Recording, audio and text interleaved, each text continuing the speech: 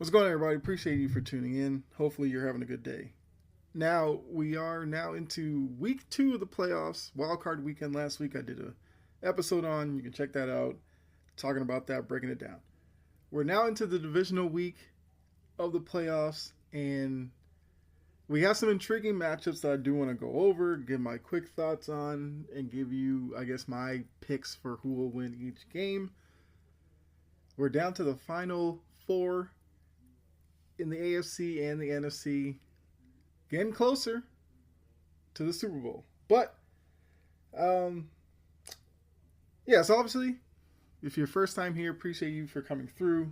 You go ahead and like, follow, subscribe, whatever platform you're on. Any feedback is welcomed, even if you have a criticism. I'm here for it. So I want to start off in the NFC. As a Patriots fan, we'll do the NFC first, then we'll go over to the AFC. And I want to start in the NFC with the Rams and the Bears.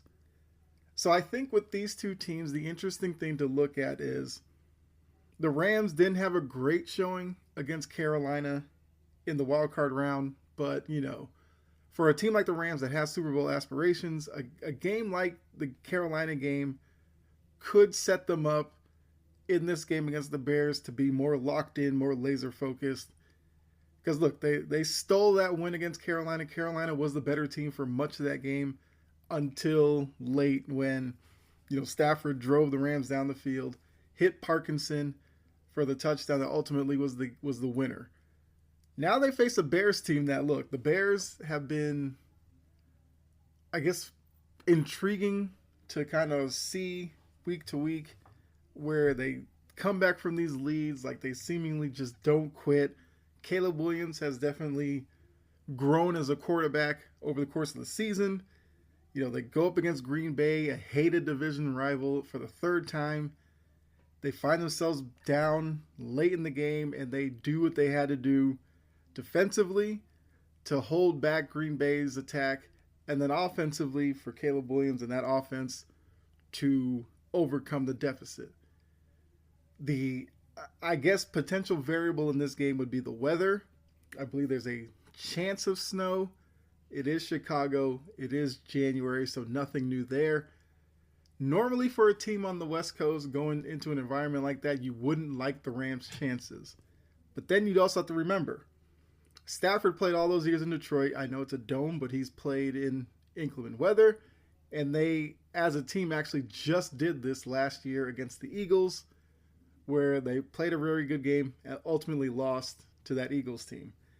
Puka Nacua went to school BYU, had bad weather games. Devontae Adams played in Green Bay, so he's dealt with that offensively. I feel like offense is normally the biggest talking point when you're talking about inclement weather possibly being in the forecast. So I think if you look at this game, the Rams on paper, once again, are the better team. That Chicago crowd is going to be live, and I think they're going to be imposing once again, as we saw against Green Bay. I've gone back and forth with this game. I think the key will be, obviously, what do the Bears do to stop Puka and Devontae Adams? When you look at this Rams team, they're obviously more dangerous in the passing game than they are in the running game. And because of the weather, their running game will probably have to factor in as well. But we know Puka and Devontae Adams are big parts of the offense. And it seems like no matter what you do defensively, Puka Nacua finds ways to get open. So I think for the Bears, it's just limit his impact. Try to keep him in front, have him catch stuff underneath, and get him to the ground. I think Devontae Adams, you also have to pay close attention to as well, because we know Devontae Adams is a really good wide receiver on the outside. So the secondary, which I think can be an issue for Chicago, that's where this game will be won and lost for the Bears.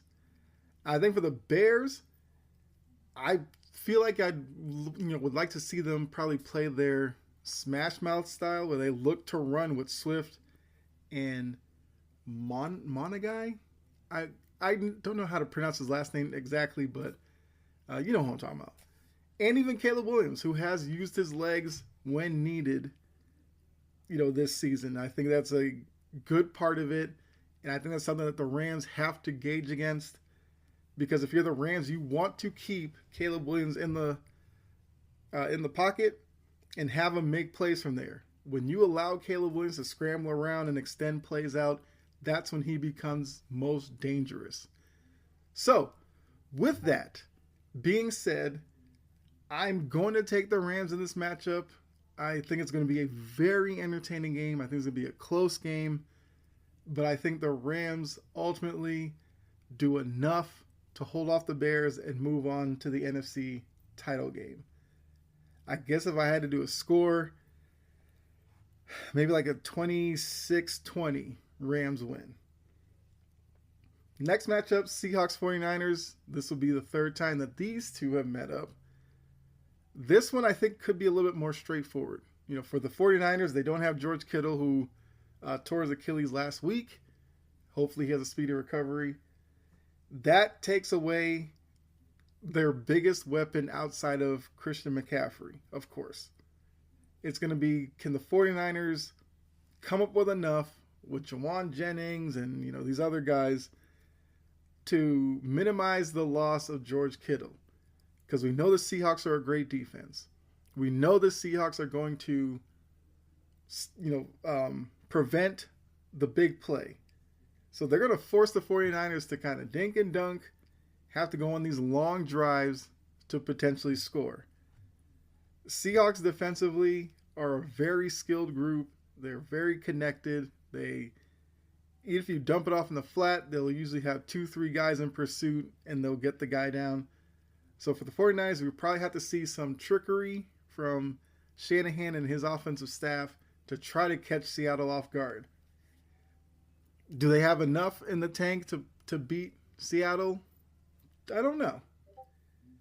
Darnold is hurt. Darnold said he expects to play despite the oblique injury. I think for the Seahawks, you don't want to necessarily rely on Darnold too much in this game.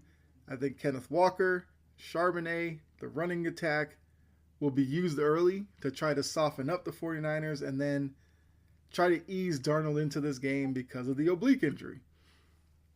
That's not to say JSN won't have an impact or Cooper Kupp or any of those guys. I think you'll probably see a run-focused attack from Seattle until San Francisco stops it. So because of where the 49ers are, where they are as a depleted roster, they were able to get past Philadelphia last week. I think the Niners run ends here and Seattle moves on to face the Rams, which would be yet another divisional rival, in the NFC Championship game. Now, going over to the AFC. We're going to start with the Bills and the Broncos. Obviously, Patriots fan, leaving them for last. The stat that I wonder if the Broncos can duplicate or at least take advantage of. The Bills last week in the game against the Jags, we know they won with the late pick of Trevor Lawrence.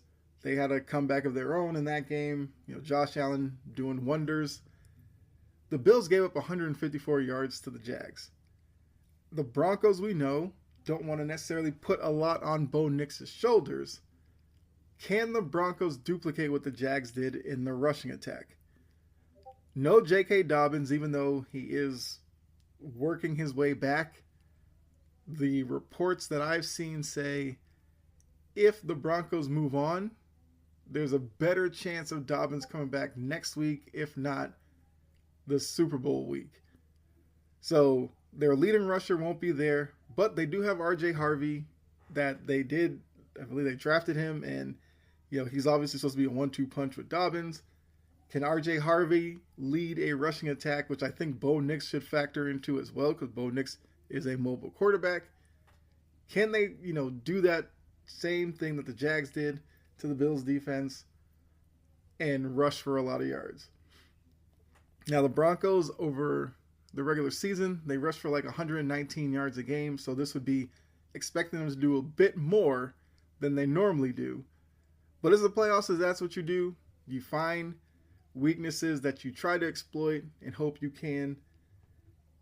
And for the Bills, I think one thing I saw with The Jags game, Josh Allen has a lot. He's banged up. Josh Allen is a banged up individual right now.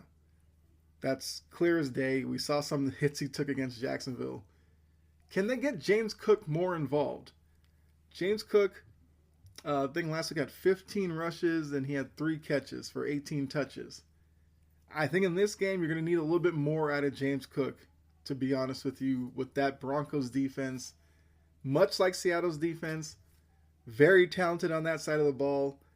And I think using James Cook out of the backfield in the screen game or wheel routes or something like that is something that the Bills should try to employ into their offensive scheme against this Broncos team. But even looking past that, Gabe Davis is out for the year. Shaver's out for the year. When Josh Allen does drop back, obviously Denver has to keep him contained in the pocket and don't give him rushing lanes because he will take off. We all know that, even in his beat-up state. I guess you'd have to look for Dalton Kincaid to become a bigger factor for the passing offense. But kind of looking at the tail of the tape, I'd probably have to go with Denver in this one. I just think their advantage on the defensive side is probably more so than the Bills' defense advantage, if there is one, when the Broncos have the ball. As long as Bo Nix doesn't turn the ball over multiple times, I think the Broncos can win this game. Not necessarily going to say it's like a blowout of any sort, but you know what? I'll take the Broncos in this one, and we'll say 23-20. Denver gets the win and moves on. All right, so finally, Texans-Patriots, which as a Patriots fan is obviously near and dear to my heart. Nico Collins is still in protocol. At this point, I am assuming he's not going to play because Christian Gonzalez was obviously in concussion protocol as well. Christian Gonzalez was a full participant in practice yesterday, so he's obviously moving down the checklist to be able to play on Saturday. Right, I think, no, or are they Sunday? They're Sunday afternoon. So, without Nico Collins, who's the number one receiver, because remember, the Texans don't have Tank Dell, who missed the year with the knee injury. Their passing attack will now rely on Christian Kirk, who did have a good game last week. He was well over 100 yards receiving. He's going to have to try to duplicate that against a talented secondary. I'm assuming Christian Kirk will find himself with Christian Gonzalez across from him most of the day. If not, he gets Carlton Davis. So it's going to be a struggle, I think, for Christian Kirk. And the running game, which was a problem for New England defensively, probably through the second half of the season, or the last quarter of the season. If you look at the San Diego game, and I know, San Diego, I did it. It was Los Angeles Chargers, sorry. You look at the Chargers game. Hampton was hobbled with the ankle. I know Vidal has had moments this year. They weren't able to get anything going because Milton Williams and Robert Spillane are back, kind of the center of that defense. They're both really good in the run game, and we saw how the Chargers were kind of inept on that aspect of the game. The Texans come into this with Woody Marks, who's a pretty good back. You have Nick Chubb as their secondary back. So I'm expecting Williams, Spillane, that defensive front to contain those two, and it comes down to, can C.J. Stroud make enough plays with his arm? Because we know he's not much of a runner. And if you look at last week, Stroud had 5 fumbles. I think if he has anything close to that, whether it's like 2 or 3 fumbles against New England, I think the Texans probably get run off the field. The Patriots offense would do a lot more with those opportunities than Pittsburgh's did. I think they had 5 fumbles. I think they lost 2 of them, I believe. So, it's going to be interesting to see how both defenses coming off strong performances, like which one gives up a big play first, which allows momentum to kind of, work against them. Now, the Patriots offensive line obviously has a tougher test against this defensive front in Houston, even though the Chargers defense is pretty good. but I think the Chargers is more so on the back end, where the Texans are more so of a well-balanced defense. So, Will Campbell, Morgan Moses, Jared Wilson, Michael Onwenu, Bradbury, and a name that you should look for, Mumford, who's like the extra tackle. They have to be able to contain Will Anderson, Daniil Hunter, even Al-Shaair, who I think was on the injury report and is questionable, but let's assume he plays. Got to look out for those three. And Drake May also will have to use his legs once again in this game, because there will be times that pocket will collapse on him. He has to be decisive in stepping up and stepping through and taking off. But if he is given time, I do think he'll be able to find, some guys on like crossing routes and short routes who can maybe get some run after the catch. I think this is another game that's headed down the road of kind of like the Patriots-Chargers game. I'm taking the Patriots in this one. I think it's going to be a very much physical slugfest between two teams that kind of like that. Look at their coaches, Vrabel and DeMeco Ryans. You see why. I'm going to take the Patriots like 17-13 or 20-16, something like that, over the Texans, moving on to face the Broncos in the AFC title game. So, once again, I got Rams over the Bears. I got the Seahawks over the Niners. I have the Broncos over the Bills. And then Patriots over the Texans. Those are my picks. Let me know who you have winning the 4 games down in the comments. We'll have a conversation. You can look for social links on whatever platform you are tuned in on. If you want to join the Discord and we can talk during the game or whatever in there, please do so. But that's all I have. Appreciate you for tuning in. I will say that probably over either the weekend or early next week, I will look at the coaching carousel. Hopefully by then more signings have happened. Right now we just have Harbaugh to the Giants, which I think should be the first domino before a couple of other spots get filled. But talk more about that probably next week, because obviously this weekend we'll be looking at recapping the divisional round and actually looking forward to Championship Sunday, which I can't wait for. So thanks again. Appreciate all of you. I really do. Make sure, once again, like, follow, share, subscribe, whatever feedback you have, I'm here for it. Make sure you enjoy the rest of your day. Enjoy the weekend of games. We'll be back here to talk about it. Be safe. God bless. I'm out of here. All right. Till next time. Bye.